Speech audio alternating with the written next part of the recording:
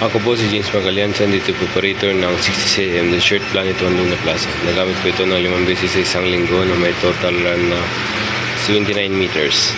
Ito po yung head, capping at wiper. Ganito na po yung tamang pag-head clean. Tapos pag-head clean pa natin yung punasan ng capping at wiper. Ganito lang po yung tamang pag nasa check. Buo na po siya. Ito yung wisdom, kakapalit lang po nito kahapon. BBR. Ito naman yung impact nasa tamang level naman po. Ito naman yung mga use at unused.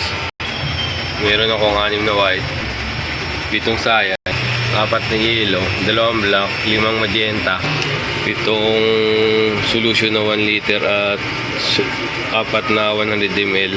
May 7 akong QE solution, 3 na powder at 7 na film.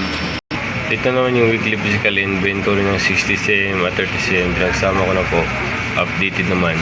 Ito naman yung consumable withdrawals ng 60cm sa buong isang linggo, updated din naman po. Ito naman yung daily output recording ng 60cm from February 5 to February 21, updated din naman po. At dito na po magtatapos yung vlog ko. Maraming salamat po.